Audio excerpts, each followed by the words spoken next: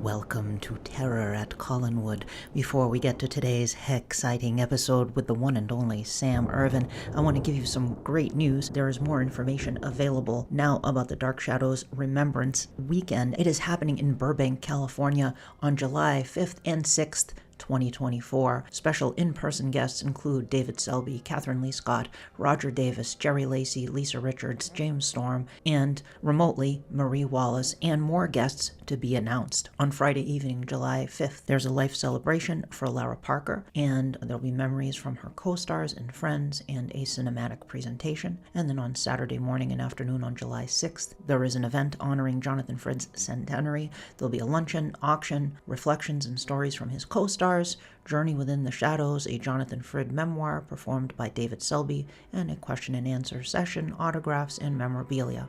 The location will be in Burbank, California, and more details will follow soon, including the hotel name and group code for discount room rate, reservations at no cost for July 5th, and ticketing costs to be announced for July 6th. For more up-to-date information, keep an eye on the Jonathan Frid documentary social media pages and also the Dark Shadows news page. Some more news. Hermes Press is reissuing the deluxe hardback of the complete newspaper strips collection. There was an amazing Dark Shadows newspaper comic strip that a lot of people are not familiar with, and Hermes Press collected it in a hardback edition, printed the Sundays in color. Took them a while to locate those, and the weeklies in black and white, of course, and that is going to be returning for a reprint very soon, so you can pre-order now from Hermes Press. I'll put a link in the show notes. And last but certainly not least, make sure you check out all of the other Dark Shadows themed podcasts out there. There is Between the Shadows, which is about Dark Shadows, and that's hosted by Kara Tillett and Kristen Pierce, and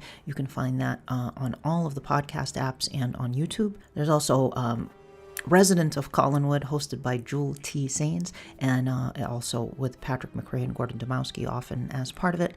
There is also Dark Paradise, which is about Dark Shadows and Strange Paradise, and that is hosted by Rachel Pulliam, and you can find that through the Soul Twin Audio's YouTube page. There's also Fanflack, hosted by Melody Clark, and that is not just about Dark Shadows. There are many different topics that are covered on that, but that they do cover Dark Shadows, and Melody Clark was heavily involved in the Dark Shadows fandom, going back to Grayson Hall fan club days, ShadowCon, Dark Shadows festivals, to Pomegranate Press books, but she often covers Dark Shadows topics. There is the Literary License podcast, which again is not just about Dark Shadows. They cover a variety of topics, but they have also covered Dark Shadows. And of course, the most recent arrival to the podcasting scene for Dark Shadows is Alan Gallant and Colin Sport After Dark. So make sure you check out all of these great shows. Colin Sport After Dark is on YouTube. Make sure to check out all of these great podcasts. I will put links in the show notes. And without further ado, let's get to the show.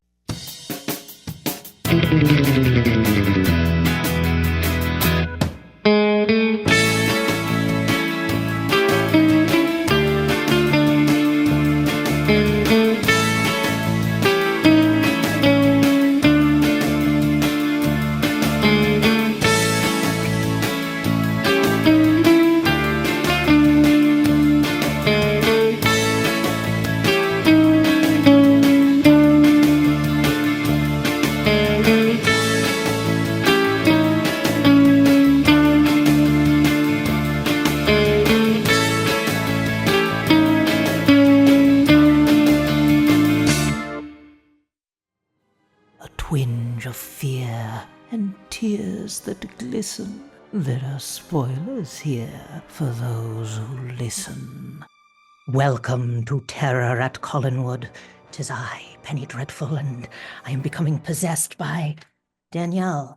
The transformation is now complete.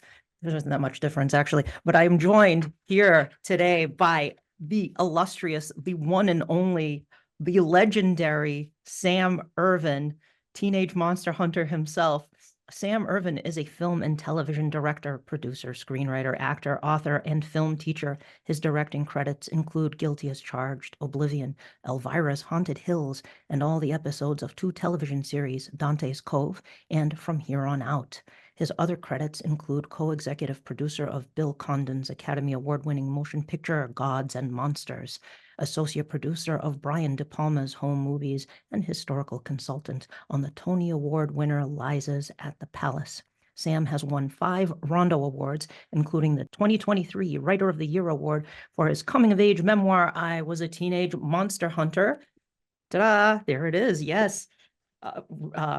Required reading for all monster kids. And his newest book, also required reading for all monster kids, the epic saga behind Frankenstein, the True Story, which has been nominated in the Nonfiction Book of the Year category for this year's Rondo Award. So welcome to the show, Sam. It's such a pleasure to have you here. Thank you so much. And after that long introduction, we've run out of time. Really nice to see you all. That's right. Bye-bye. That's right.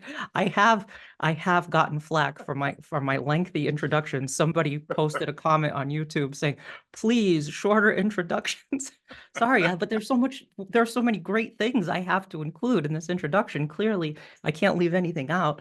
I mean, come on. That's just the tip of the iceberg, by the way, folks. If you've read I Was a Teenage Monster Hunter, you know that was just the tip of the iceberg. And we're gonna talk a little bit about all of these great things. But first of all, it's great to see you again. It was such a pleasure to finally get to meet you in person at Wonderfest last year. We were both in there, and we had a blast at Wonderfest and at the Rondo Awards. That was a great time. It really was. It was so fantastic. Up to a point. Oh, right. You got sick. Award, yes. I accepted my award, did an acceptance speech, did pictures, and then a group of us went down to the lobby to go to the restaurant, and I blacked out 3 times and had to be rushed to the hospital. And I was in the hospital in Louisville, Kentucky for 11 days and then recuperating for 3 months. I had an MSSA MRSA staph infection, which apparently is what Madonna also was hospitalized with last summer, and almost died. 1 in 5 people die from it. I mean, oh my God. But it was really quite dangerous. In fact, Patty Duke even died from that. And so it was really a weird thing. Yeah, it was up to the Rondo. I didn't feel anything until I blacked out and it just hit me. It was terrifying. You were white as a sheet. Like, you were completely devoid of all like blood in your face and hands. Yeah, it was really scary. It was very scary. So happy to be here, folks. yeah. I'm glad you're okay now. Everything's fine now, though, right? Yes, thank heavens. Yes. Oh, good. I'm glad. Thank Godzilla. Thank Godzilla. I love you've been doing the rounds with conventions recently, and you've sent me a great video with you and Mark Maddox, who painted the cover of this glorious book here, the amazing Mark Maddox. You guys sent me a video, the thing with 2 heads with the 2 of you guys. That was great. Yes. Mark and I are sort of, we've become partners in crime because he has gone on the journey of this renaissance of Frankenstein, the True Story, which is one of our favorite films. And I put it on the cover of my fanzine Bazaar way back in 1974 when I was 17 years old. I mean, that's how far back my obsession goes. When I saw it in 73 and just absolutely flipped over that movie. But then 40 years later, Dick Clemenson, the editor of Little Shop of Horrors magazine, contacted me because we've known each other since way back then. We started our fanzines this very same year in 1972. And he knew of my obsession for Frankenstein, the True Story. And Mark had said to him, "Hey, you should do a cover so I can paint it." So Dick knew exactly the person who should write it. And he called me and I said, "Oh yeah, I've got a lot to talk about, but you got to give me the whole damn issue." So he gave me the keys to the castle, and the whole issue, all 120 pages, is on the movie. Yeah. And I very proudly won the Rondo Award for Best Article of the Year. But Mark did the most incredible cover. God, I wish I had a copy right handy to show you, but it was a 3-panel fold-out cover, the largest horror film magazine cover in the history of horror magazines, still is. And he won, of course, Artist of the Year, which he has done many times with the Rondo Awards. And it was just incredible. And then that led to Shout Factory doing a restoration of Frankenstein, the True Story in 2020. And I did all the extras. I did a Jane Seymour interview on camera. I went to London and got Leonard Whiting, who played Dr. Frankenstein. And of course, he was famous for Romeo and Juliet.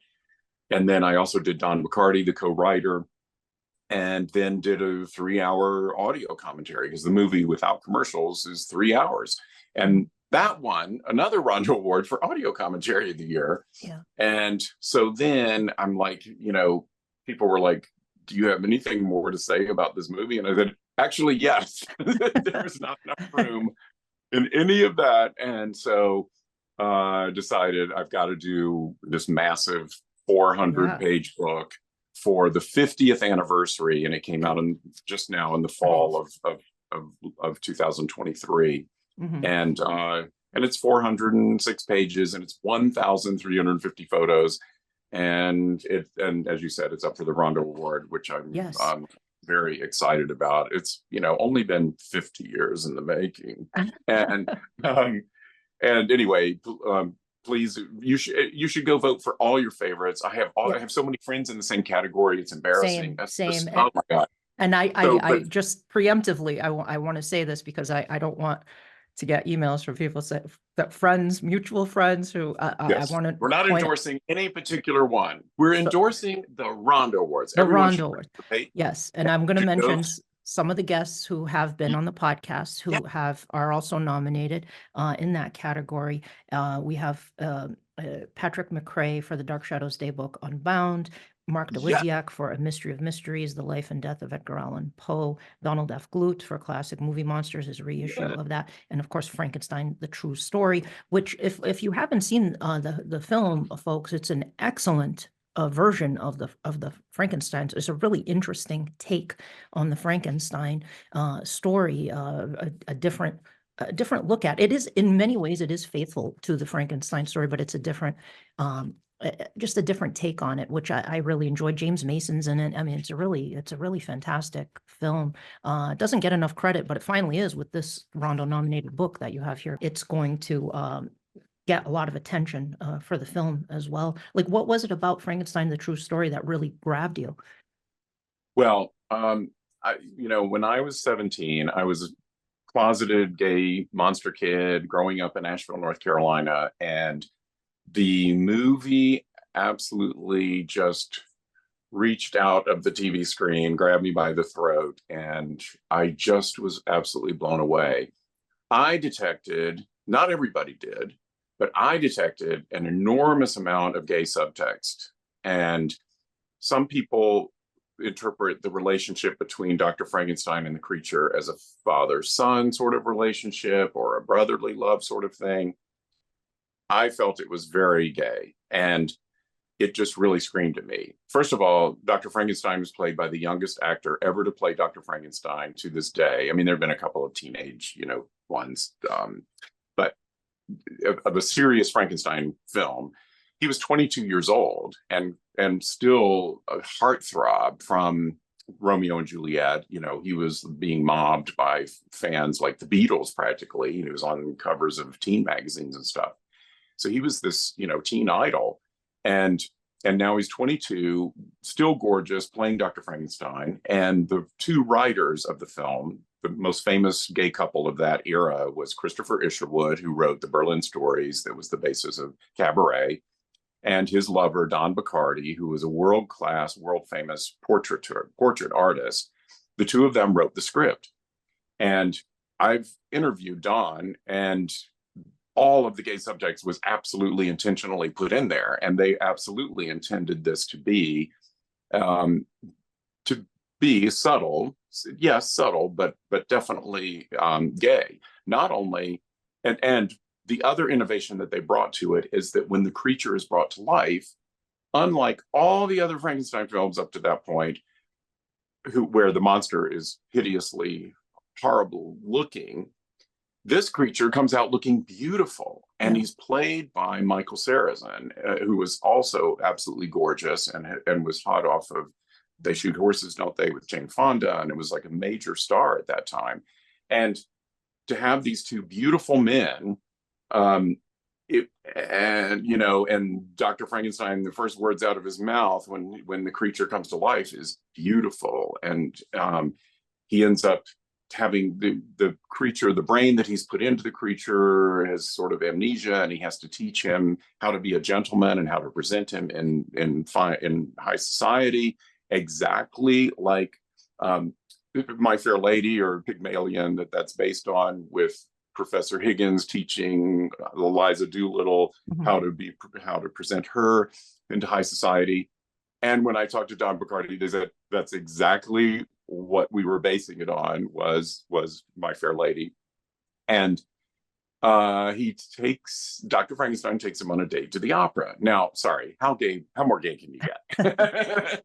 And the other characters, there are several other gay characters in the story. It's also, again, it's very subtle subjects, but if you're really paying attention and you're looking for it, the James Mason character, who is based directly on Dr. Pretorius from Bride of Frankenstein, who was a very gay character even in Bride of Frankenstein back in the day. And they named him Dr. Pretorius in early drafts of the script and only changed it. Wow. Yes. Yeah. And I have every draft. And only in the last few drafts, they changed his name to Dr. Polidori, which was also a real life character who was the lover of and doctor for Lord Byron. And they were all in Switzerland with Mary Shelley at the time. Vampire, the Lord Ruthven. Yes, where Polidori wrote The Vampire and Mary Shelley wrote Frankenstein. They all challenged each other to write ghost stories when they were vacationing at Lake Geneva in Switzerland, blah, blah, blah. Most of your horror fans are going to know this stuff. But they ended up naming him Dr. Polidori for the film because they loved Lord Byron's nickname for him, which was Polly Dolly, which is this very emasculating, very insulting sort of nickname. And they wanted to play that up in the film, which they do. Now, the David McCallum character, who plays Dr. Clerval, who actually is the one who convinces Dr. Frankenstein to even create this creature in the first place, is a former colleague, and I think, and Don Picardi sort of confirmed it with a wink, former lover of the James Mason character, and they've had this huge falling out.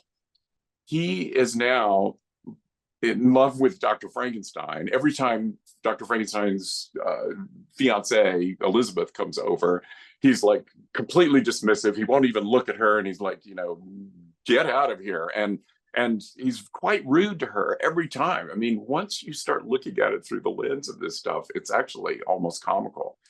But at any rate, the spoiler alert, it happens pretty early. The David McCallum character ends up dying of a heart attack. The Dr. Frankenstein who is in awe of this person who has mentored him, wants him to save him, and he takes his brain, and puts it into the creature. So the Michael Sarrazin creature actually has the brain of the David McCallum character. Are you still with me? It's a little complicated. Yeah. I've seen it. Yeah. And even later in the film, once the amnesia of this starts to wear off, and the David McCallum character starts to revive his consciousness within the head of Michael Sarrazin, they actually got David McCallum to start dubbing the lines that come out of Sarrazin's mouth. And it was David McCallum's character when he had his falling out with Dr. Polidori, he very viciously would call him Polly Dolly. Yeah. That's what starts to happen on the ship. Yeah. When the monster, when the creature is like hoisting James Mason up the mast, where he ends up getting struck by lightning. Right. He's just enraged, and he's like screaming at him, and all this stuff. And all of that is all connected into this whole gay subtext thing. Right. So that's what just absolutely astonished me about the film. And I thought as a kid, well, I must be reading stuff into it. They couldn't possibly have meant any of that. And how could it get by the censors at NBC to be on primetime TV? There was nothing gay back then. And so, but over the years, not only have I interviewed the writer who confirmed it, but many other people confirmed it. The producer, Hunt Stromberg Jr., was gay. There were lots of other gay people working on the film, and they were conspiring to load it up with as much of this gay subtext as they could get away with. And they even called themselves the Lavender Hill Mob, jokingly. And so I just felt like, my God, this has to be brought to light. I mean, this is the most cool story. This crusade, this very daring crusade of the LGBTQ plus group of people trying to, get a place at the table and to actually have a film that would, for those in the know, wink, wink, will pick up these little hints here and there. And so I delve into obviously all of that in the book, and it's pretty exciting and thrilling. And as a member of the queer community myself, I think it's so important to embrace our history because so much of it happened in the shadows back in those days. I mean, being gay was still illegal. It was still considered mental illness by the American Psychiatric Society or whatever it is. And, people had to live in the shadows. They just couldn't be open about it. And so I just feel it's very important to correct history, to understand these nuances, and to understand that there were, we weren't invisible, that there were actually, yes, there were gay people who were creating these things back in those days. I mean, James Whale, famously, as you were producer on Gods and Monsters, I mean, he's a great example of that. He absolutely was. And by the way, Bride of Frankenstein is my favorite film of all time. And I'm absolutely worship James Whale. And when I was able to be one of the producers on Gods and Monsters, that was also a dream come true for me. My God, we recreated the laboratory set from Bride of Frankenstein for a flashback scene where Ian McKellen, as James Whale, is directing a scene, and we had an actress who looked just like Elsa Lanchester with the hair and all this stuff. Well, we found some of the original electrical equipment that was designed by Kenneth Strickfaden that was used in the original Frankenstein, Bride of Frankenstein, and even Mel Brooks tracked it down and used it in Young Frankenstein. It was also in Dracula versus Frankenstein, the B movie. I don't always like to talk about that kind of. I wonder how they got their hands on that equipment. I know. Well, it's because Forrest J. Ackerman had a cameo with it, and I'm sure Forey was the one who knew exactly where all that stuff was. I'm sure you're right. Yeah. Anyway, why don't you turn me on? Yeah, no. I'm Energizer Bunny. Sorry. No, that's great. One thing I also find you mentioned about Frankenstein, the true story, that I find interesting too, is the creature starts out looking beautiful, but he gradually starts to deteriorate and ultimately does become that disfigured looking creature. And they did that in one of the I think it was in the second Hammer Frankenstein, where he starts out looking like a normal guy. Revenge of Frankenstein. There's a little bit of that. Yes. He and then he sort of his hand gets kind of paralyzed, and he sort of is hunched over and stuff. And yes, and there's a hint of that. I asked Don Bacardi if Christopher and he had seen that film, and he said that they hadn't. But a slight difference in that. In Revenge of Frankenstein, it certainly wasn't being played for any kind of homoeroticism. And boy, was it being played for that in Frankenstein, the True Story. But I'm so glad you brought that up, because I hadn't really finished the thought about that. The innovation of the writers to start the creature out beautiful allowed the relationship of Dr. Frankenstein and the monster to be so much more, they're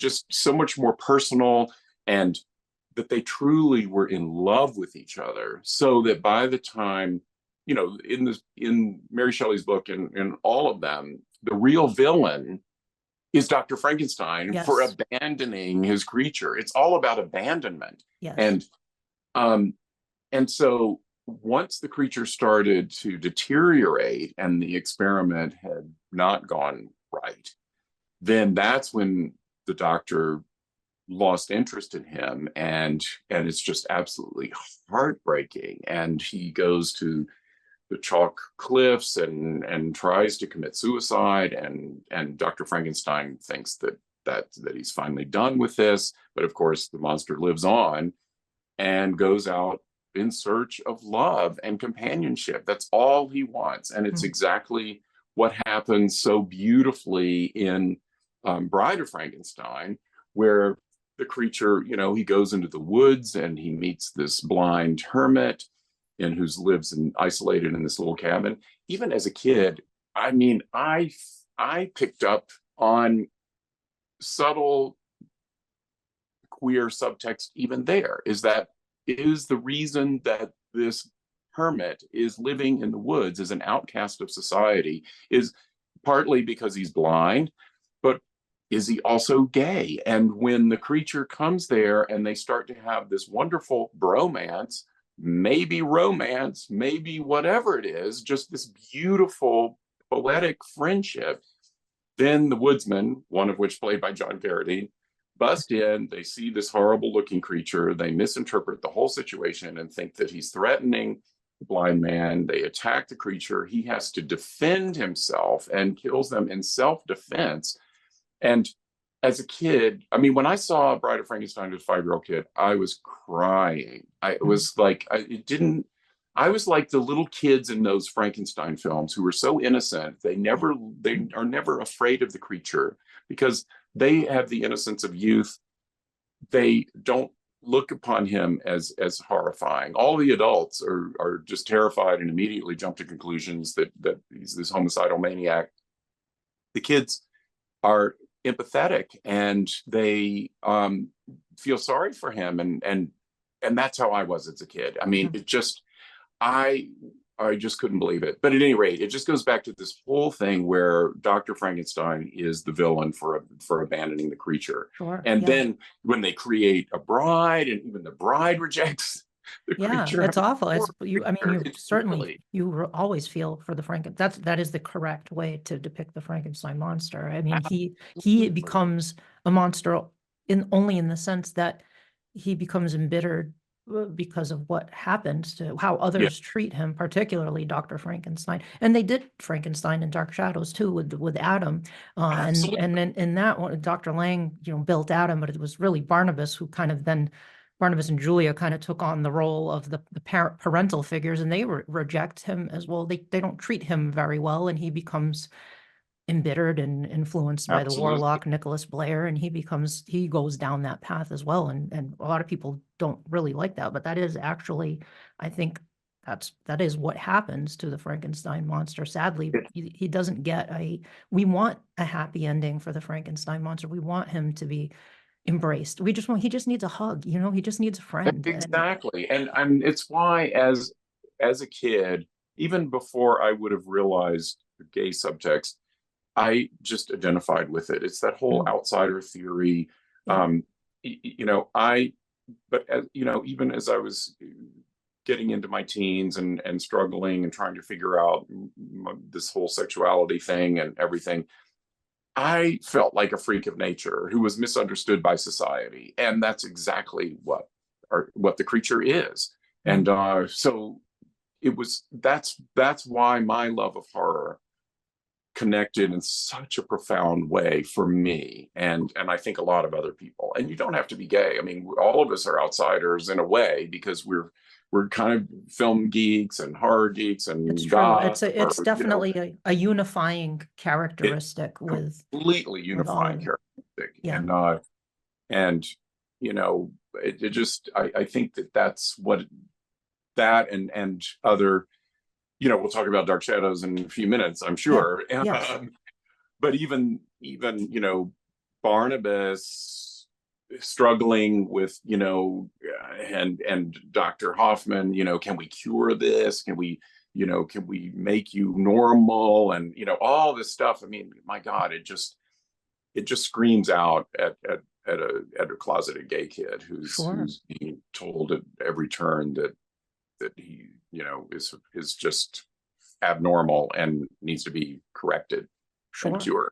Yeah, absolutely. I mean, it's certainly, there are a lot of LGBTQ fans of horror, and I think it definitely resonates. So what was your history? I mean, I've certainly, read about it but for our listeners, you grew up in a family that was in the movie theater business, which I thought was Yeah. really cool. That must have been such a cool childhood to have access to movies, like first run movies, and being involved in curating horror screenings and things like that. And like, what was your history as a monster kid? How did you first get into all of this, and how did Dark Shadows fit into all of that? Well, when I was, yeah, my dad owned movie theaters. I grew up in Asheville, North Carolina, and I just, movie theaters were my playground. It's where my sisters would babysit me. They'd take me there and we'd watch whatever movies were happening. And the first movie that I really remember seeing at 5 years old, first run in 1961. Yes, I'm that old, folks.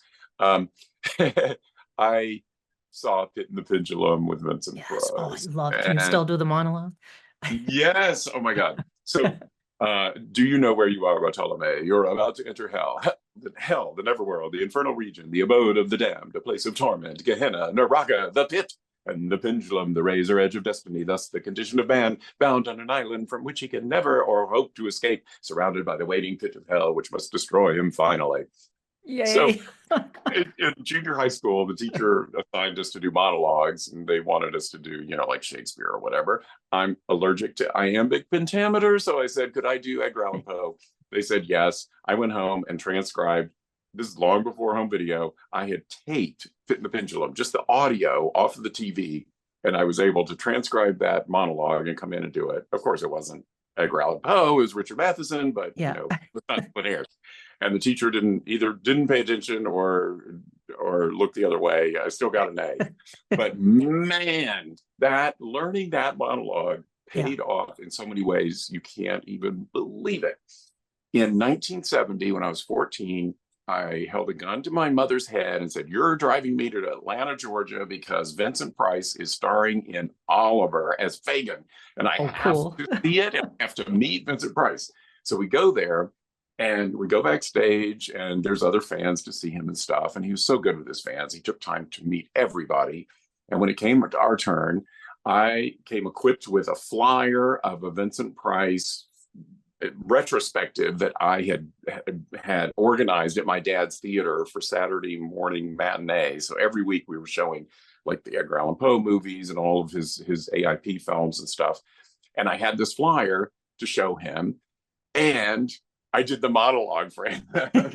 And he was like, he was either scared to death and looking for security or whatever, but I've made myself very memorable. And also my name, Sam Irvin. Back in those days, there was a very famous senator, also from North Carolina, named Sam Irvin. He spelled it differently. It's Ervin, and I'm Irvin, but they're pronounced exactly the same. So when I said, "My name is Sam Irvin," he went, "Oh, are you related to the North Carolina senator?" And actually, in a couple of years later, he became the head of the Watergate Committee and became even more famous around the world. But he was a Democrat, and thank heavens, and was a great senator who was in office for way over a decade. Very, very famous. And so my name became, he had an association with my name. So then a year later, he's doing his lecture tour series on villains, and I get my mother to drive me. It was at some other university somewhere else in North Carolina, Charlotte or somewhere, and we go backstage again. And he goes, "Sam, what are you doing here?" And I said, "Oh, well, I came to see you, obviously." And he goes, and he turns to the other fans in line. And he says, "This young man knows my monologue from Pit and the Pendulum." And like a wind-up doll or his performing little monkey, he had me perform it for everybody. He got a big applause. So I'm in good with Vincent Price. And so when I go to London in 1974 for my magazine Bazaar, I bamboozled my parents into sending me there as a high school graduation present so I can interview all my Hammer film idols, Christopher Lee and Ingrid Pitt and everybody. Peter Cushing. Yes, Peter Oh, he couldn't. Cushing. Oh, Peter Cushing couldn't meet I with you, couldn't get but him immediately, but I had actually interviewed Peter through the mail, that's and right we for the for corresponded a yeah, lot. yeah. And I had done a questionnaire interview in my magazine, but I kept every time I was in London, I went twice. He was either sick, or but the second time I went, he was in Florida Yeah. doing shockwaves with John Carradine, and so I'm like, oh my God, what is this thing that we can't meet? But then finally, at the 1975 Famous Monsters Convention in New York, in November of New York, November of that year, Ingrid, I'd become good friends with Ingrid Pitt. She had me come up and be her aide de camp for the weekend. I didn't even know what aide de camp meant. I had to look it up in the dictionary. But once I realized, I'm like, yes, I'm there. And Peter Cushing was a late announcement as another guest of honor at this convention. And Ingrid knew how I kept missing him and stuff. And she said, don't worry, darling, I'm going to make sure This that was you at the have some. Famous Monsters Convention in 1975, Yes, right? Yes, yeah. yes. It's And she said, amazing, great don't that you worry, were there. I'm going to Yeah. make sure you get, plenty of quality time with Peter. And I did. And it was fabulous. But at any rate, the year before, I go to London and I spend the day with Christopher Lee, on the set of Man with the Golden Gun, as one does. That's And amazing. then Yeah. you'd think that would be enough for one day. But no, I came back to the hotel and I wanted to go see Pygmalion, all these weird connections, how Yeah. Pygmalion figures so prominently in Frankenstein, a True Story. Yeah. But at any rate, Diana Rigg was Yeah. playing Eliza Doolittle in Pygmalion on the West End. And I was a huge Diana Rigg fan, from The Avengers as Emma Peel, from On Her Majesty's Secret Service as the greatest Bond girl in the history of Bond movies. And she also played Vincent Price's daughter in Theater Yes. of Theater of Blood. Blood. Yes. So I'm like, I have to interview Diana Rigg for my magazine. And I wasn't able to get any answers from letters that I sent to her agents and whatever. So I thought, all right, I'm going to go see the play, which will be fabulous to see her perform, but then go to the stage door and see if I can get an autograph and maybe talk to her and then convince her to do an interview. So I sit down in the theater and I hear this very familiar laugh. I turn around and it's freaking Vincent Price. And before I can open my mouth, he goes, Sam, what are you doing here? And I explained what I just explained to you. He said, well, you're coming backstage with us after the show, and I'll introduce you to Diana. And by the way, let me introduce you to my new fiance, Coral Brown, Yes. who, of course, he met on Theater of Blood and killed in Theater of Blood. She was one of the critics. Yeah. And it was Coral who had actually introduced, it was Diana Rigg who had actually introduced Coral to Vincent. So there was all these amazing connections, and they were all good friends. Went backstage. Vincent had me do my monologue from the Vigilum for Diana Rigg. And how could she refuse an interview after that? Yeah. So, and it all worked out. It was just fabulous. So, and you'd think, okay, I've milked the monologue enough. No. A couple decades later, Cassandra Peterson is looking for a director for Elvira's Haunted Hill. She loves my first film, Guilty as Charged. She has me come over to her house to talk about possibly doing this film. She hands me the script and she goes, this is the script for Elvira's Haunted Hills. It's a spoof of the Vincent Price, Roger Corman, Edgar Allan Poe movies. Are you familiar with them? Do you know where you are, Cassandra? You are about to enter hell. And I went into the whole monologue and she looked at me like I'm completely crazy. And as soon as I finished, she just pointed to me and said, you're hired. And I literally got the job because of that monologue. That's great. So yeah, it's that movie, Pit and the Pendulum, and we got to recreate. We had a pendulum in Elvira's Haunted Hills. It was like in Gods and Monsters being able to recreate the Frankenstein laboratory in Elvira's Haunted Hills. I got to recreate the Pit and the Pendulum. Yeah, it's like, what? That's so cool. How freaking lucky can one monster kid be in a lifetime? This was insane. So, and I like Elvira's. And I'm not just saying this because you're on the podcast and I've met you, but Elvira's Haunted Hills, I think, is a better film. I enjoy it more than Elvira, Mistress of the Dark, because of all the deep cuts to and references to those Edgar Allan Poe films. I mean, and other I love horror. you, darling. I love you, and that's music to my ear because obviously I'm a little partial, but with Elvira, because she hosts these horror films, Yeah. I think that the coolest thing is to take the Elvira character and drop her into a genre like the Vincent Price Edgar Allan Yeah. Poe movies. Yeah. And I wanted to do other films with her where we drop her into a Frankenstein film, There or you go. you Yeah. know, a Godzilla movie, Sure. a Yeah. Queen from Outer Space movie, or Sure. whatever. My And that to me is yeah. what I want to see. Yeah, my only I'm gonna say my only I love Pit and the Pendulum too, and House of I love all of those, that whole Corman Poe cycle, House of Usher and Tomb of Lygia, all of them. But my only gripe with Pit and the Pendulum, I love that Barbara Steele is in it too, the Yeah, legendary Barbara Steele. But I wish that Roger Corman hadn't dubbed her voice because I, I she's knew you were British. going to say that. I knew it. Yeah, and I know he didn't like she had kind of a Cockney accent. I think is what he didn't like, and she's, it's like, and friends of mine have said, Barbara Steele, isn't she Italian? I said, no, she did a lot of Italian horror movies, but she's British. She's British. She speaks perfect English, but they dubbed her I in that, and I kind of wish he hadn't. I know. I couldn't agree with you more. And of course, Dark Shadows, she ends up playing Dr. Yes, Joy Hoffman in the reboot later yeah, on. And right. she worked with Dan Curtis as a producer on Winds of War and all these huge miniseries and stuff. I Mhm. mean, Barbara's amazing, and I was a huge fan of hers as well.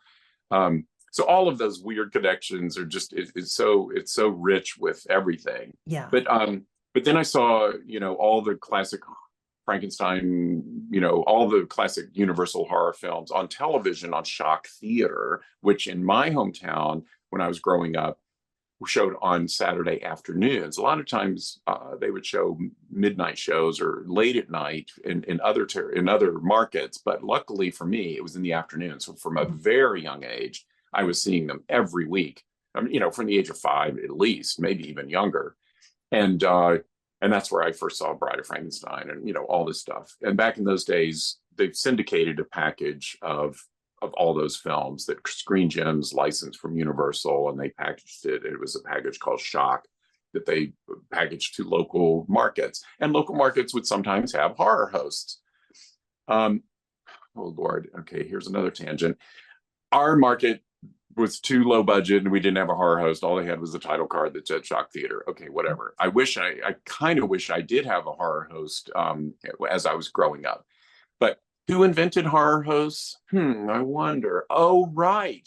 Hunt Stromberg Jr., who was the producer of Frankenstein, the True Story. Guess what he did? In 1954, he discovered Mila Nurmi. He created the Vampira show and wrote the Vampira show. yes, And he was head of programming for KABC, the local ABC affiliate in Los Angeles.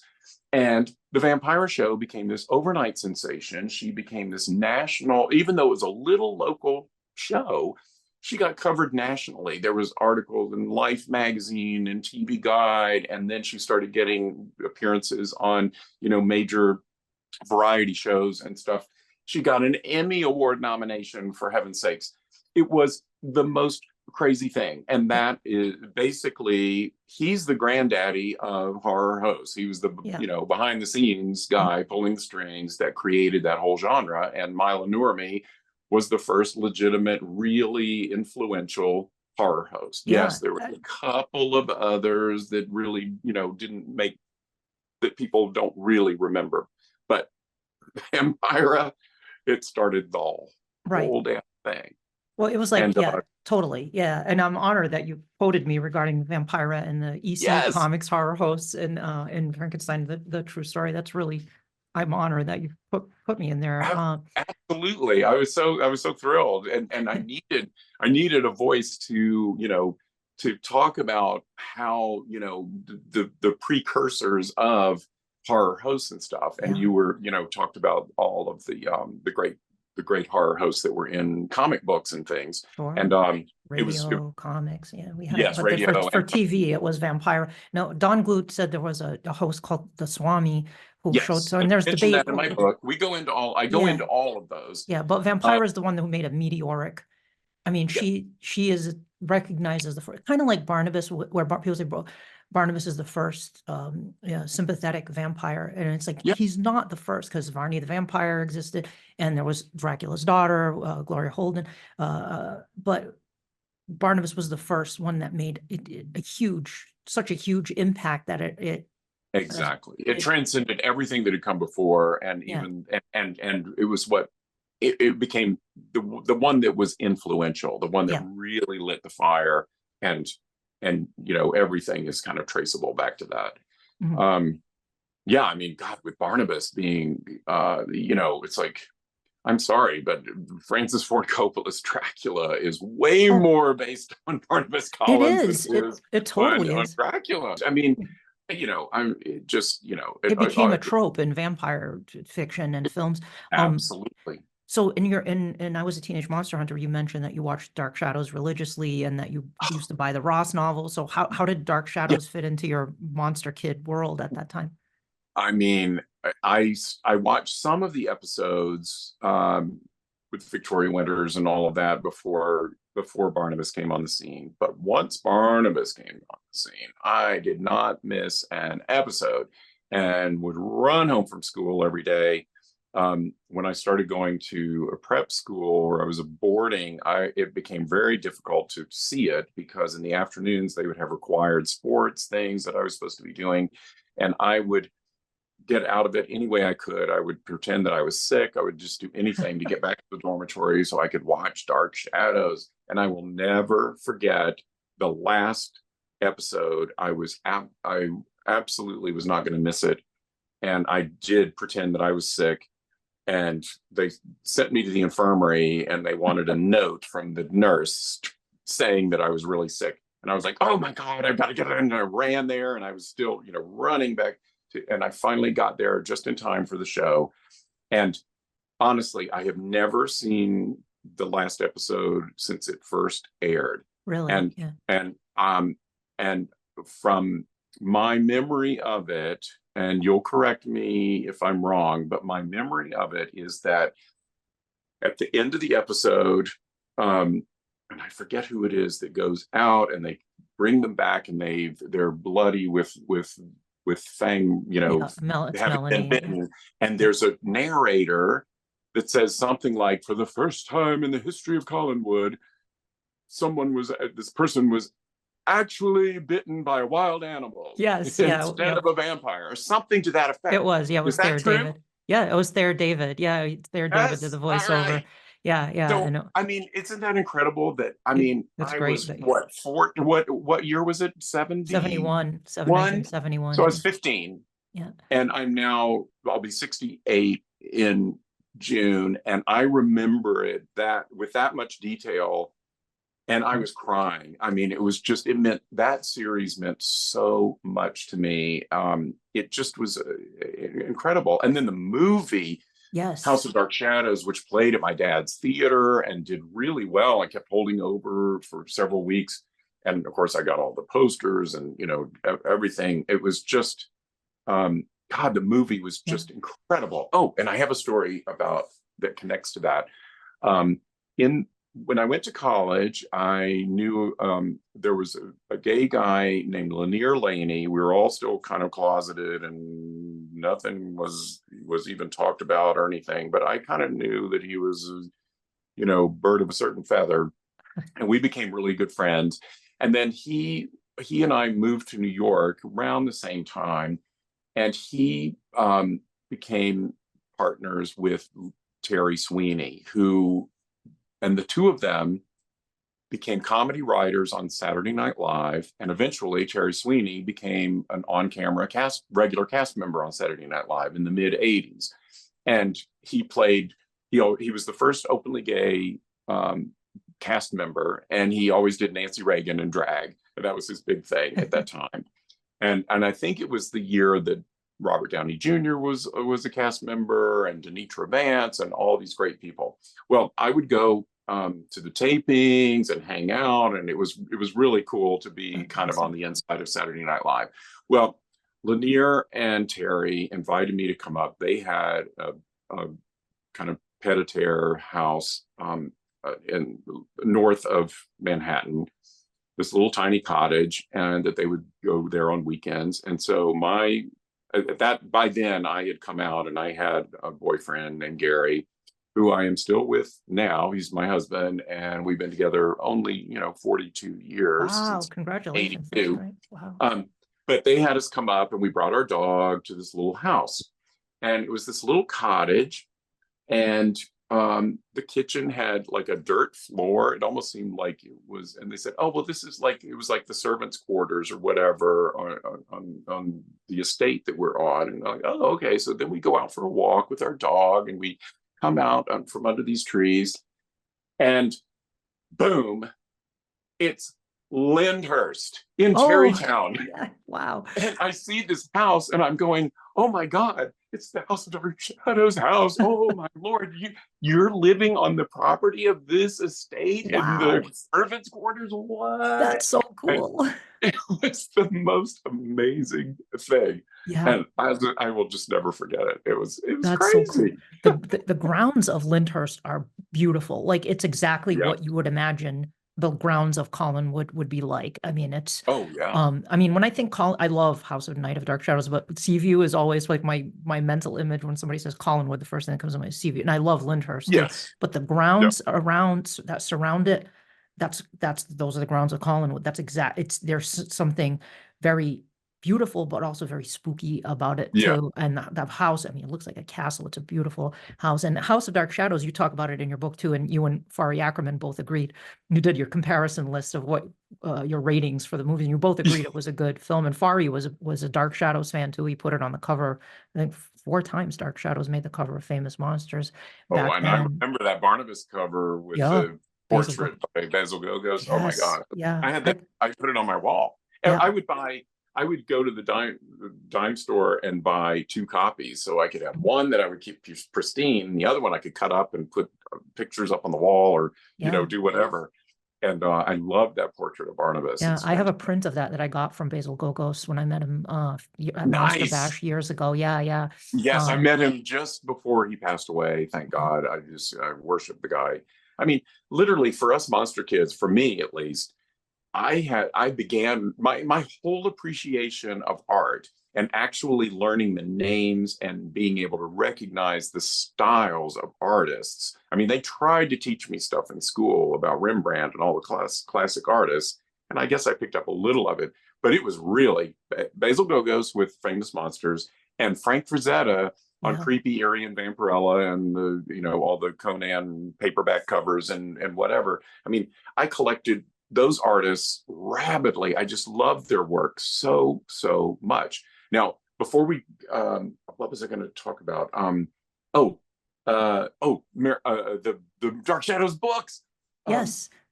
Oh my God, I read every single one of those Marilyn Ross books. There was this newsstand downtown near my dad's theater. And of course, I knew the owner of the newsstand. And in fact, they even sold my fanzine there and Yeah. stuff. Which was But a legendary fanzine, bizarre. Yeah. To this day. Yeah. and but they carried lots of paperback books, and in fact there was a paperback from Avon Books of the screenplay of Frankenstein the True Story that came Wow. out the month that it aired in November of 1973. It's unheard of. There were no screenplays. There were novelizations. There were never screenplays. Yeah. But the publisher wanted the actual words of Christopher Isherwood because he was such an amazing novelist and everything. They put out the screenplay, and I got that book there, and I got all, there were Hammer film novelizations like Countess Dracula and Scars of Dracula and all this stuff all at that same time.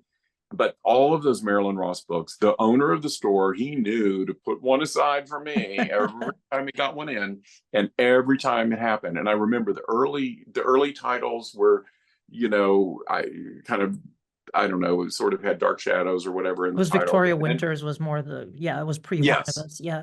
exactly. But as soon as Barnabas and then Quentin, all the titles became Barnabas, Quentin, and the. Yeah, And yeah. and then of course they had the novelization of House of Dark Shadows, which was Yeah. and just incredible. I don't know how I did not know this. Penny, but until I saw your podcast with John Logan a few weeks ago, I did not know that Marilyn Ross is a pseudonym. Oh And yeah, he referred to the author by his Dan Ross. It's Dan Ross. yes, He yes, used damn his it. wife's name as his pen name for those books. His wife was Marilyn Ross, but it was Dan Ross who wrote them. When when John said Dan Ross, I was like, oh John, that's not right. It's Marilyn Ross. How could you be so stupid?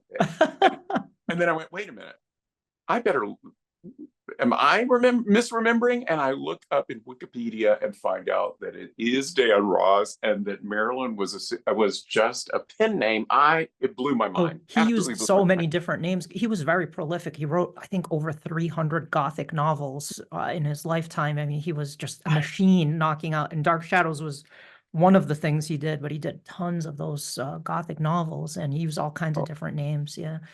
well, I felt like such an idiot because how in the world I did not know that is after all these years. Well, It's just that wasn't said in the books or anything. It was like more, the fandom got out through that. But and he, I think yeah, but I don't know. he's been Anyway, interviewed anyway. Yeah, yeah. That's cool that you were picking those up. I want to talk a little bit too about, Dark Shadows is an important part of sort of the Monster Kid pantheon, but there are some, I'm going to say this, found some Dark Shadows fans who don't look into the horror stuff that influenced Dark Shadows and vice versa. There are some horror fans that won't touch Dark Shadows. If you mention, I always say Dark Shadows was a serial, because if you say soap opera, a lot of Dark Shadows fans are like, "Psh," with the like Van yeah, Helsing with the cross. okay, You can't use, that kind of tends to turn people off. And I don't even really see Dark Shadows so much as a soap opera because the content, I mean, it was serialized, but the content is so distinct oh yeah. in its what's in the mix there. So like, how does Dark Shadows fit into that whole Monster Kid world, do you think? Well, I mean, it just for me, it was so cool because it was pulling, vampires and werewolves and the Frankenstein thing and just and witches and just it had a little bit of everything.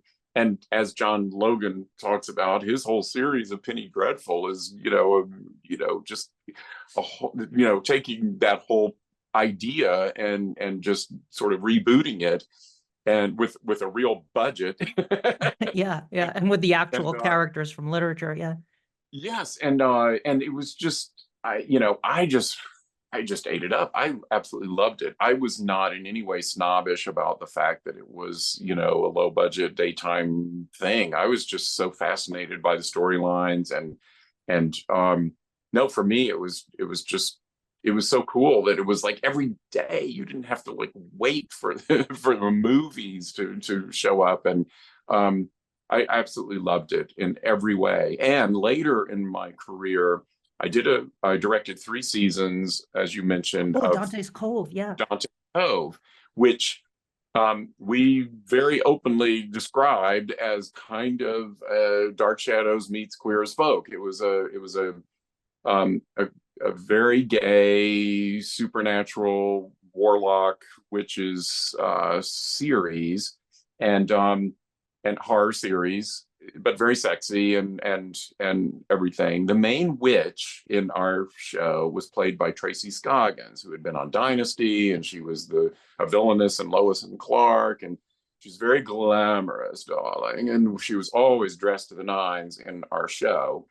And whenever she was asked by journalists, her character name was Grace, and it was like, you know, what did you in doing this characterization, what did you base her on? And she goes, oh, well, Grace was a cross between Joan Collins and Barnabas Collins. Oh, I love it. I love that. Oh, that's great. Awesome. Yeah, I love that. Um, you talked, of course, Elvira is Cassandra Peterson is one of your close friends, one of your best friends. Is she? Do you know if she's a Dark Shadows fan? Because I know she hosted House of Dark Shadows on Movie Macabre back in the '80s. Do you know if she's a fan of the I show don't, too? I know she was a fan. I don't think she saw a huge amount of those because at that time she was like in Italy and Mhm. she was, she was touring with rock band, and she was a showgirl in Vegas, and she just was like all over the place. So I don't know how much she talks about how she missed so many things Right. that were pop culture icons because she just wasn't watching TV like everybody, like all the rest of us were.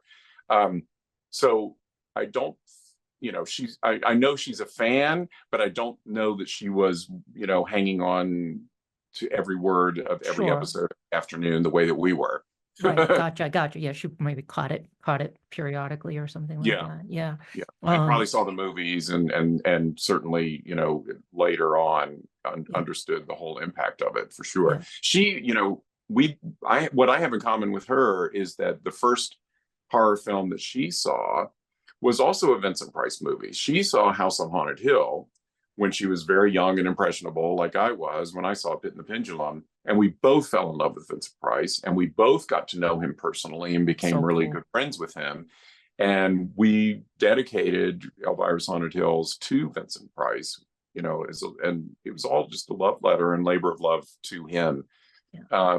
And really felt from the bottom of our hearts. We absolutely adored the man. And I became very, we were intimate friends, and it almost became intimate. You'll read about it in my book.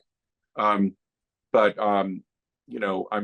I said, I met him when I was 14 when he did Oliver in Atlanta, and we remained friends right up until he passed away. And when my first film came out, Guilty as Charged, came out in 1991.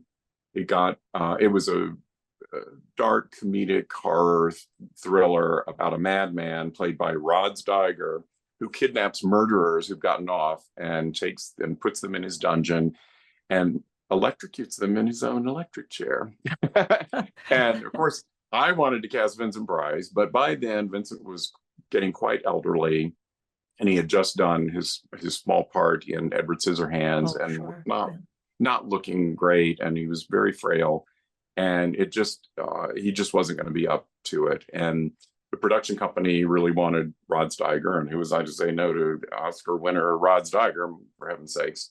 And so when the movie came out, it got reviewed in the Los Angeles Times by Kevin Thomas, who compared Rod Steiger's performance to Vincent Price in Theater of Blood. Oh, could there ever have been a critic's sentence more thrilling than that on my first feature film? Well, then an hour later, the phone rings and it's Vincent Price, and I'm getting choked up. Sorry. And he said, "Sam, I just read the review of your movie, and I'm so amazed that they're comparing it to me, and I'm so proud of you and everything." And I said, "Vincent, it's at a theater in Westwood near where you live. Let me come and pick you up. I would love to take you to see it." And he said, I wish I could, but I'm an invalid now. I'm bed-stricken and bedridden, sorry. And it was just so heartbreaking, but we had this wonderful conversation. And then a few days later, I got in the mail a letter that I reproduce in the book. Let me find it here. I reproduce it right there in my book, I Was a Teenage Monster Hunter. And I have to just read it to you because if I can get through it. This was dated February 18th, 1992, and it said, "Dear Sam, congratulations. I was so tickled to read the Times review. I hope it does great business and you do many more. My God, we do go back a long time into your youth and now into my old age. Thanks for wanting to take me to see the film, but I can't make dates ahead as I'm kind of crippled and incapacitated. But when I'm up to it, I'll get there. Again, congrats. And all my best ever, Vincent. It was so nice talking to you." And that was the last communication that I had, and until he passed away. But he was just magnificent. I loved that man so dearly, and he was such an influence in my life. And I just felt so honored to have gotten to know him as well as I did. And I had tried to develop a film that we were going to do. It was written by Brian Clemens, who wrote the Avengers TV series back in the 60s and wrote Captain Cronus, Vampire Hunter, and Dr. Jekyll and Sister Hyde, and Golden Voyage of Sinbad, and all this stuff. And it was a wonderful writer. And it was going to star Vincent and Coral. And it was a dead body comedy, but the financing just wasn't coming together, and various things happened, and blah blah blah. And then Weekend at Bernie's opened, and suddenly dead body comedy is suddenly ours felt like, a copycat, and it just, all sorts of things happened that it didn't work out. But it did allow me to work with Vincent as a colleague and not just as a super fan. And we just, it was a very special relationship. Yeah. It speaks to the kind of person he was, when you described meeting him for the first time and then seeing him in London and him remembering you by name, and then taking you backstage to meet Diana Rigg and introducing you in such a friendly way too. I read in your book how he described you in your magazine, and everybody I've talked to who has met Vincent Price loved Vincent Price. He just seems like such a genuinely nice and charming person. He really was. And I'm just so happy that we were able to do this love letter to him with Elvira Sonnet Hills. Yeah, totally. Such a special thing. And also the Vincent Price character in the film is played by Richard O'Brien of Rocky Horror Picture Show. Yeah. And people know him as Riff Raff. Sure. But many people don't know that he actually wrote Rocky Horror. He wrote he did. Play, yeah, the music, the lyrics, multi-talented, and the film. And he's Mr. Rocky Horror. Well, he knew all the Vincent Price stuff. He knew exactly. I'm not surprised. I am not surprised at all. Yeah, I mean, we were all just monster kid Vincent Price nuts, having the time of our lives. It was just amazing. I know it never would have happened, but he's one of the ones. I was talking with someone the other day about. They posted the cover of Monsters the movies. I have it hanging up on the wall. It's the Barnabas and Peter Cushing as Van Helsing back to back. I don't know if you've ever seen that. It's a great image. It's a painting of Peter Cushing like back to back with Barnabas Collins. And I haven't seen that. I don't know how I missed that. It's really cool. Yeah. If you Google it, it's I'll send it to you in a text. Yeah. But I'd love to see that.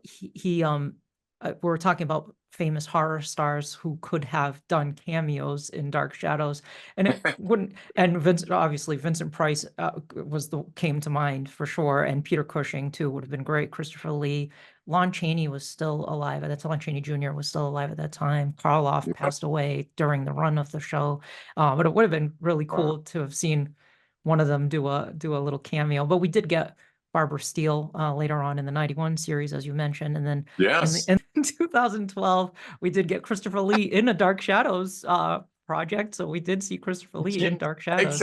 Exactly. And actually, I went to, the first time I saw the Tim Burton version was at the Vista in Los Angeles at a special double bill screening where they had a 35 millimeter print of House of Dark Shadows. Oh, wow. And then the sort of, LA. Quite the contrast there. It was quite the contrast. And all of the local Dark Shadows actors were there, Catherine Lee Scott, Laura Parker, they were all there signing photos and everything in between the films. And it was just this full house of Dark Shadows nuts. And it was fabulous. It was really, really cool. It was a little disappointing. Yes, that the newer film, which I don't know why Tim Burton and Johnny Depp were saying for years that they were these big fans of Dark Shadows, and I'm like, why did you guys do a comedy version of it then? Like, why didn't you do a gothic horror version of own what it is and do it instead of doing a huge missed opportunity? And hopefully, there'll be someone who does it right down the road. I hope so. I really hope so. It's very unfortunate.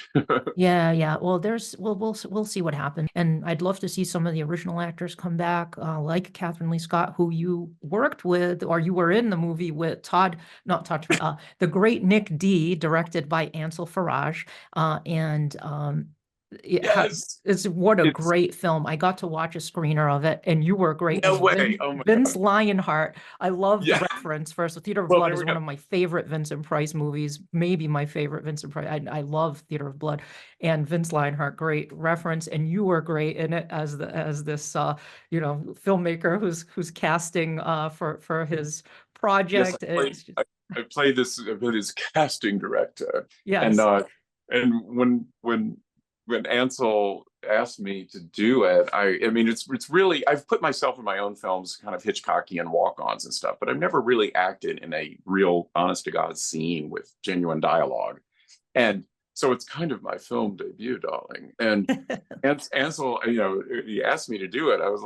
I was scared at first, but then I was like, yes, this I can sink my teeth into this.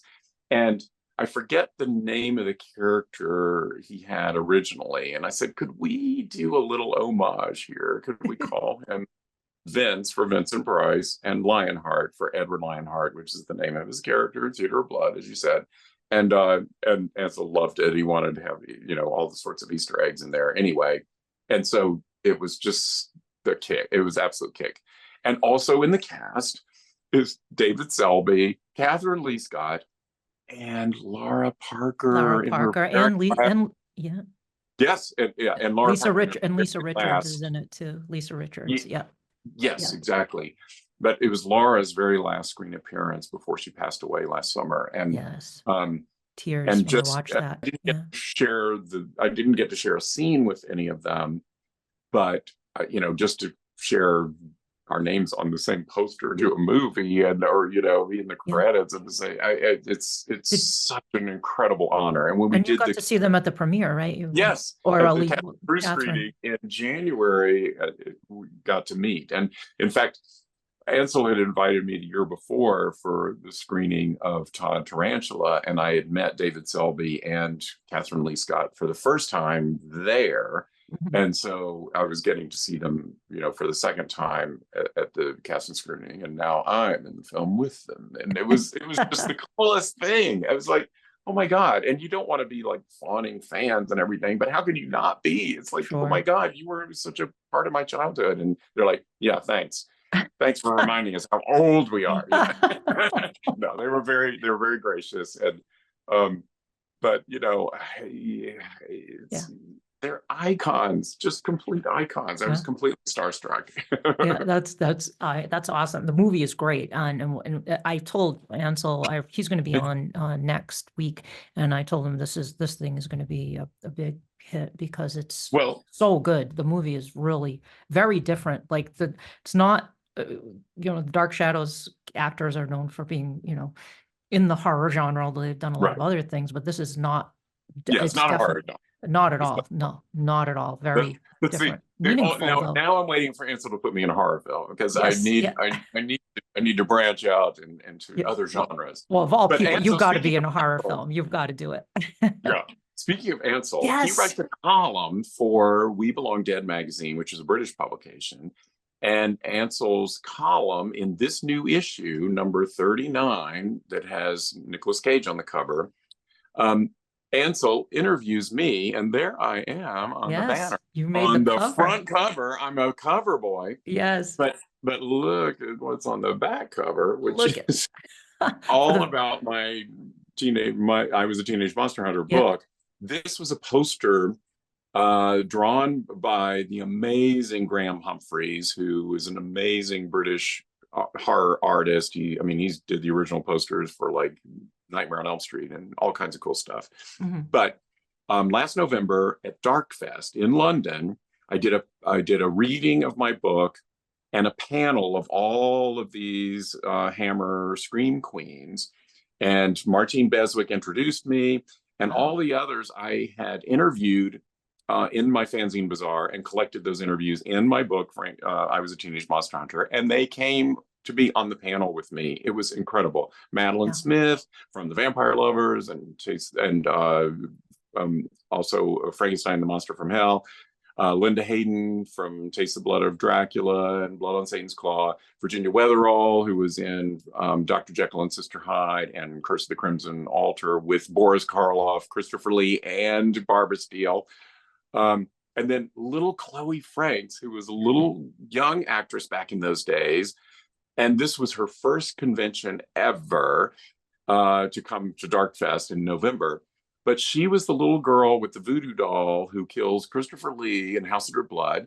She's the Oh, one in Tales from the Crypt who lets the psycho Santa into the house to kill her mom, played by Joan Collins.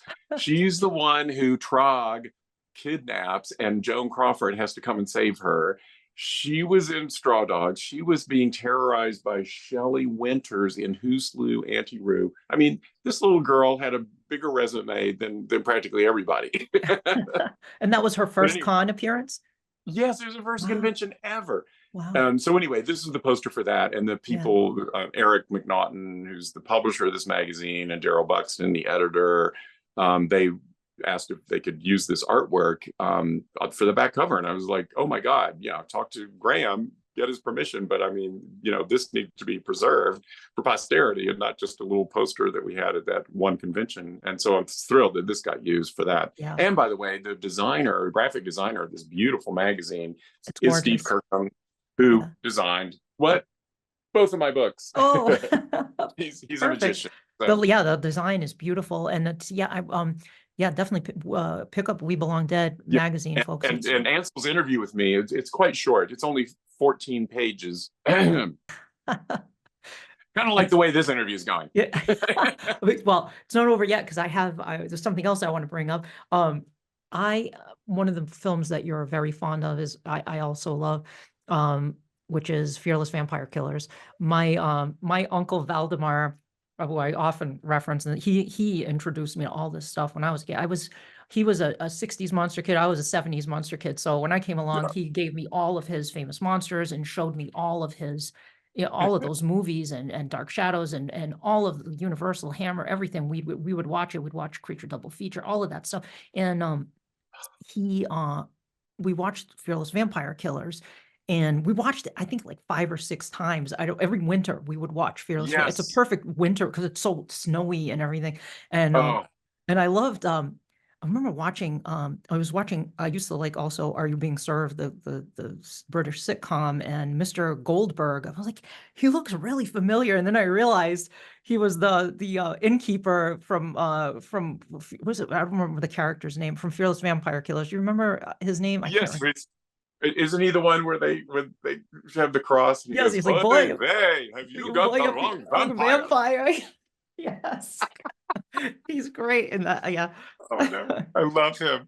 Oh my god, that movie, thank you for bringing it up. I mean, of all movies, if it just is one of my top 5 favorite films of all time. It just absolutely blew me away. It's probably, if I had to pick the most beautiful movies in terms of the cinematography and the sets and the lushness and just everything, it's just absolutely gorgeous. It's like a fairy tale, and I love it, everything about it. I also love that the vampire had a gay son. Yes, based on the Brides of Dracula. Yes, on Brides of Dracula, Peel, which is my very favorite Hammer film. Oh, I love it. Yeah. And it's very much based on David Peel playing Count Meinster in Brides of Dracula, and again, it goes back to God. Speaking of Brides of Dracula, just the subtext of the mother relationship with that son, and she's keeping him prisoner in his room, chained up by the ankle because she's afraid of his unnatural desires and doesn't want to release him into society.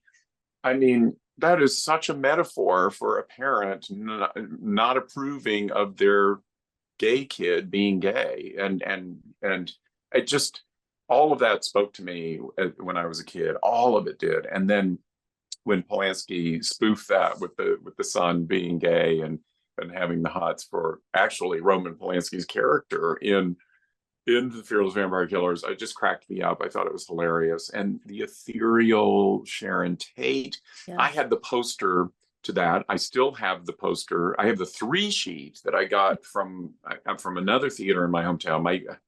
my dad owned one theater. My grandfather worked for, he was the district manager for a chain of theaters, and they had the other theaters. So I got posters, Yeah, any posters I wanted from that's so movies I cool. got. And the cover of your book And is based on one of the Fearless Vampire yes, Killers poster. yes, this is based on the Fearless Vampire Killer poster at the bottom. Yeah. This is by Dan Gallagher, a most incredible artist, but it's based on the Frank Frazetta caricature at the bottom of the Fearless Vampire Killers poster. And the top of that poster has this gorgeous painting of Sharon Tate in the bubble bath with Ferdy Mayne as Count Krolok coming down on her, and that huge 3-sheet is upstairs above my desk, and it's inspirational every day of my life.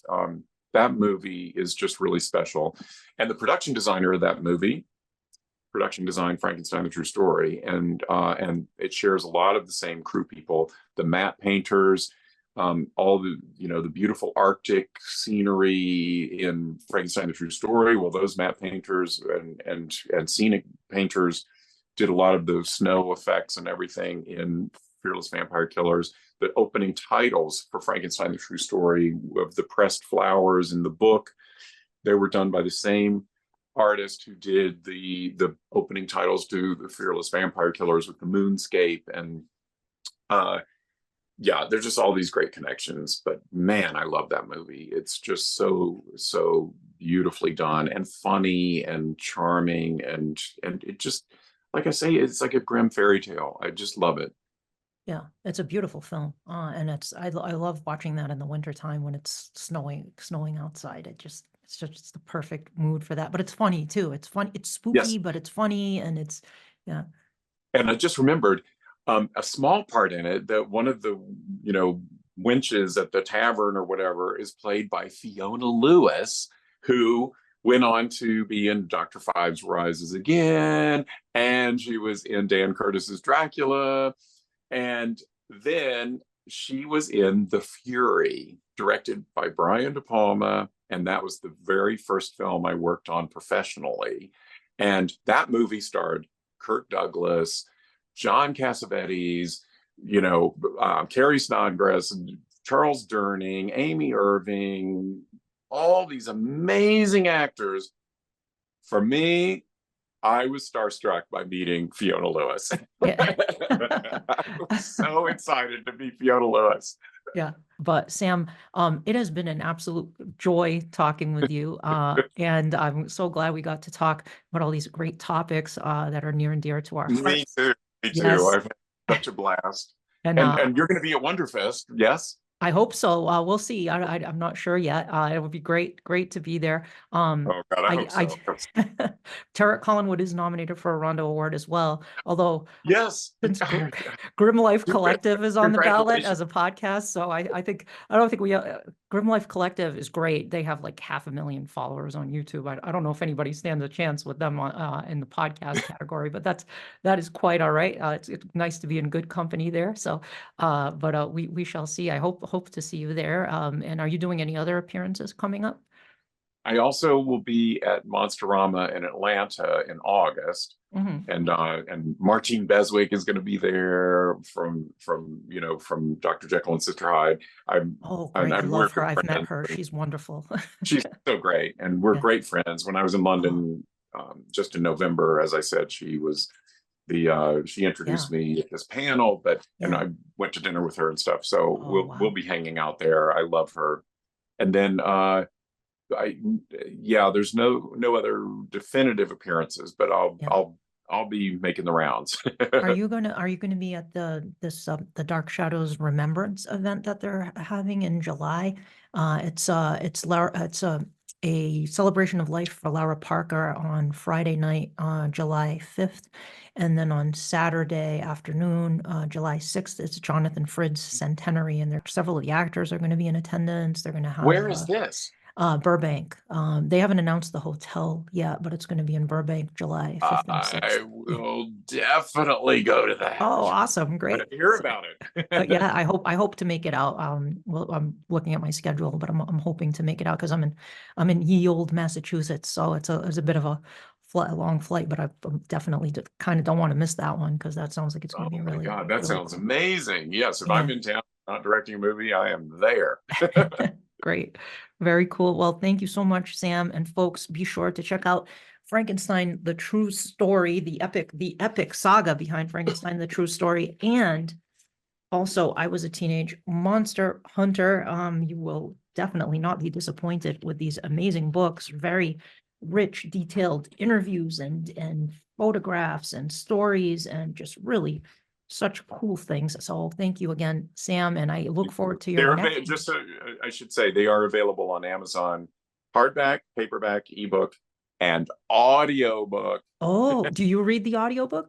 I read the audiobook, and I also have many guest stars that, like, cool. when there's an interview, if they're still alive, I got them to come in and record their answers, like Jane Seymour, Stephanie Beacham, all these great people. And for people who passed away, I have other actors who do theirs. The foreword, like here, the foreword is by Elvira, Cassandra Peterson, and she records her foreword. In the Frankenstein, the True Story book, the foreword was by Anne Rice, who's no longer with us, and Juliet Mills reads on her behalf. And afterward is by Guillermo del Toro. Yes, yeah. But unfortunately, he wasn't available to come and record his afterword because he's directing a little film called Frankenstein. Oh, he's actually doing Frankenstein, because I know he's been wanting to the Bernie Wrightson with the Bernie Wrightson design. He is doing it right this second. That's awesome. And that it's is got great. An all-star cast. It's Oscar Isaac, Jacob Elordi is playing the creature, and Christoph Waltz. Oh, okay. Christoph Waltz is playing, are you ready? Dr. Pretorius. Oh, Dr. Pretorius, isn't it? Oh my God. Wow. That's so cool. Yes. Oh, that's awesome. I can't wait. Mia Goth is playing the bride. I mean, it's going to be amazing. But at any rate, Guillermo was not available. So who did we get to read his afterword? We got Doug Jones, who played the amphibian man in Shape of Water.